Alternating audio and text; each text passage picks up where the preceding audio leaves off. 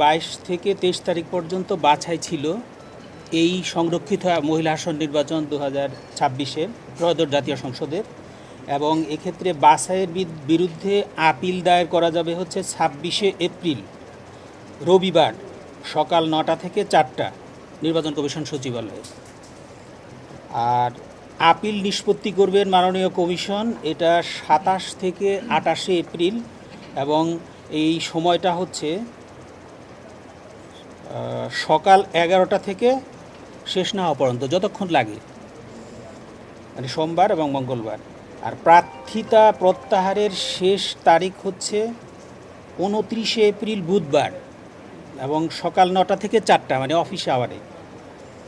আর এরপরে প্রতীক বরাদ্দ আছে 30শে এপ্রিল বৃহস্পতিবার, এবং ভোট গ্রহণের তারিখ ও সময় নির্ধারণ করা আছে মঙ্গলবার 12ই মে সকাল 8টা থেকে 4টা পর্যন্ত। এই হচ্ছে আমাদের তথ্য।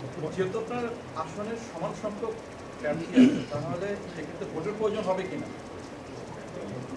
সেটা আমরা প্রত্যাহারের পরে আপনাদেরকে জানাবো। এই আসনটি কি হবে যেটা বাতিল হবে? এটা এই সংরক্ষিত মহিলা আসন আইন অনুযায়ী এখানে এটা শূন্য হলে আপিল করার সুযোগ আছে এখন। এটা উনি আপিল করবেন, মাননীয় কমিশনে আপিল করতে পারবেন, কমিশন এটাকে বহাল বা বাতিল করতে পারবেন। এইটা তো হাইপোথেটিক্যাল কোশ্চেন, আমি বলতে পারছি না। এটা মাননীয় কমিশন গ্রহণ করতে পারেন, মাননীয় কমিশন বাতিল করতে পারেন। আইনে কি আছে? আমরা যে আইনটুকুন দেখেছি সেখানে বলা আছে যে পাবলিক স্ট্যাটিউটরি পাবলিক অথরিটি সেখানে যদি কর্মরত হন। আরেকটা আমি একটু সাপ্লিমেন্ট করি। হ্যাঁ, আচ্ছা, আমি একটু বলি। ধন্যবাদ।